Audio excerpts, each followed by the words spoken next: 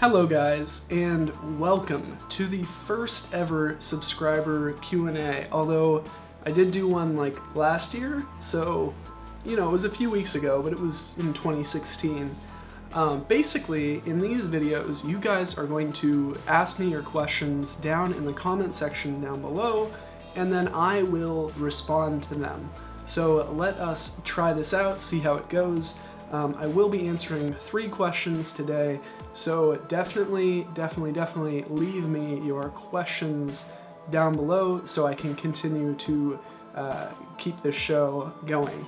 So the first question actually comes from Joseph Medina, and guys, just a quick aside, if you don't want me to say your full name when I'm reading your question, just leave it in the comment so I actually know for future videos not to use your full name.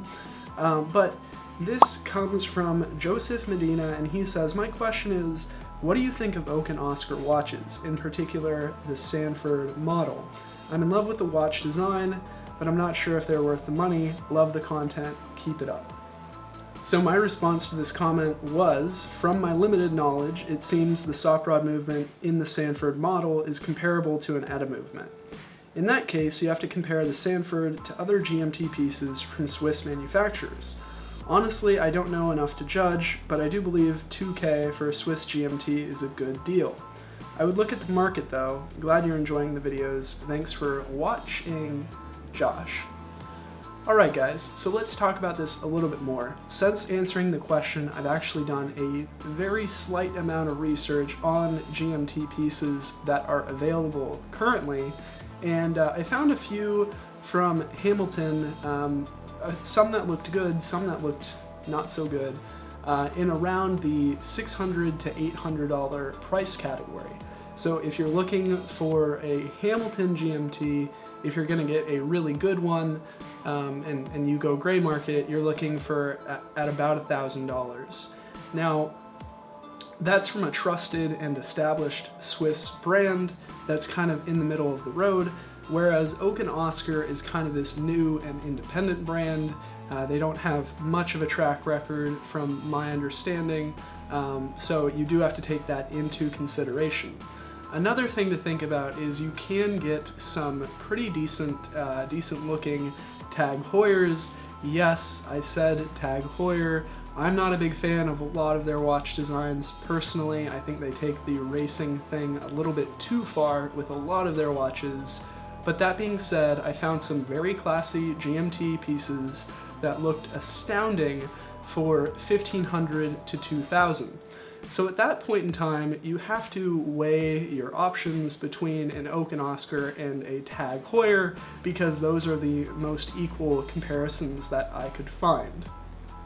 In addition, depending on which Omega you get, you're looking at anywhere from $2,000 to up to $6,000 for an Omega GMT. If you get one that's super ugly and outdated, I think they're just about $2,200, $2,300. So I don't know, if the brand means a lot to you, then you're gonna have to weigh that decision. My little piece of advice, and this might disqualify Oak and Oscar, is before you go and buy any watch over $1,000, definitely go and try the watch on and make sure that you're actually going to like it. And this actually ties in with the next comment.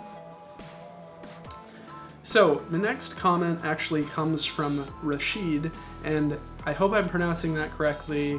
I'm going to try and do, you know, people who send me comments, I'm going to try to pronounce their names correctly, but I don't know what I'm talking about, basically.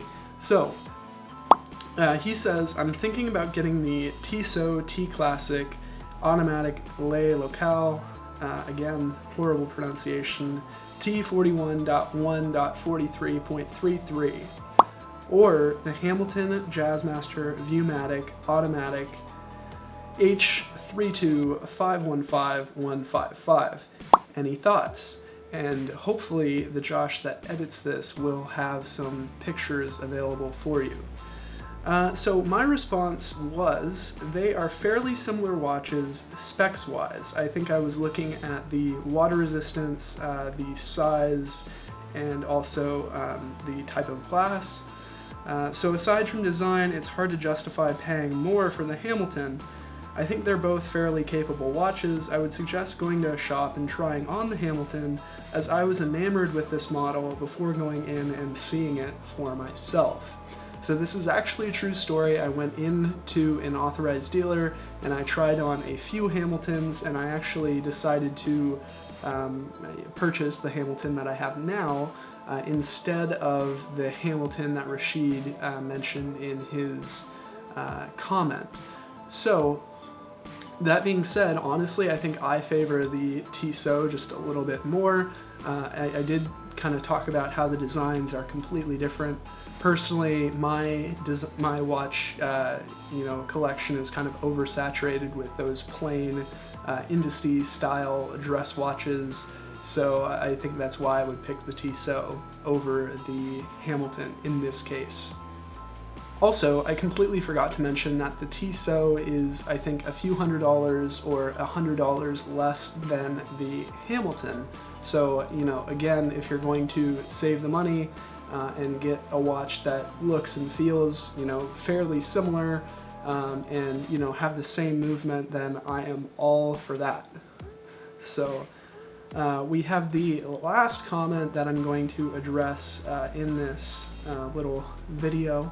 So definitely this is the time to go in the comment section down below and tell me what your questions are, and I will try to answer them next time. All right, so this one comes from Raw 59456. All right, so it says, Josh, I'm thinking about getting a Raymond Weil chronograph 4476-STC-00300 from Costco. It's only $449. What are your thoughts? Also, can you do a review on Raymond Weil? Or Raymond Weil, whatever. Again, pronunciation, guys. I'm sorry. So here's my response. I said, it sounds like a lot of money to pay for a quartz piece, although it does offer the chronograph and big date functions, which are cool. I would love to do a review on Raymond Weil, I just do not have any of their pieces. If you end up buying the 446, let me know. I would like to review it. So just a quick aside, everybody telling me watches that I should review, I totally agree with you and I would love to review them. The biggest problem for me is actually getting the watches because I'm not sitting on like a gold chair here. I can't just go out and buy all of the watches that I want. So that being said, if you guys do purchase a watch and let me review it, I am always extremely, extremely grateful, and you guys are awesome. What can I say? I think I have a viewer sending me a watch as we speak, and we have a few more really, really cool things in the works. I've said too much. Check my Twitter.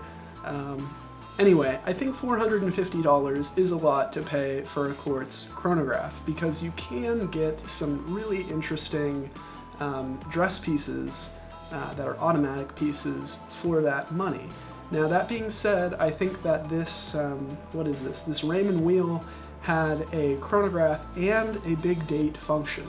Now personally, I am a pretty big fan of the big date.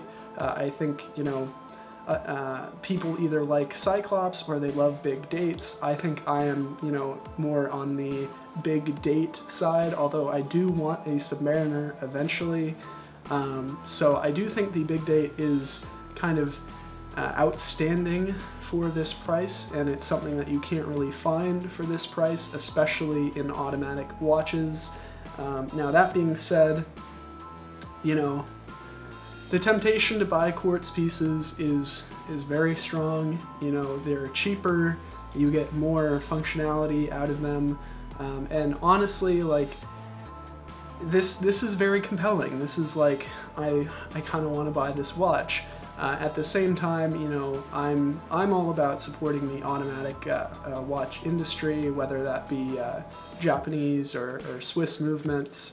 And maybe that'll change. Maybe I'll review some quartz pieces. But when I do, I really want them to be the best that the quartz watch market has to offer.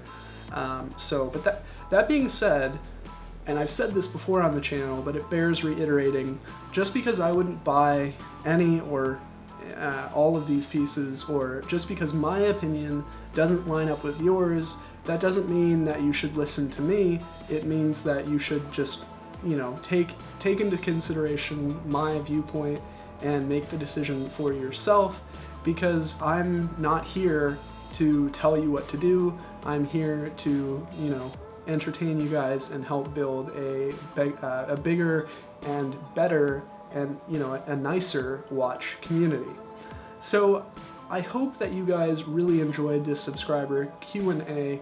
Again, this is like the 5th time I've said this. Go down below and send me your comments. I would love to hear from you. And you'll get a response right away, and if your question is of high enough caliber, I will include it in a video like this. So, thank you guys for watching. Thank you for bearing with my sickness. Hopefully I will be better soon, and I will see you all next time. Thanks for watching. Bye guys.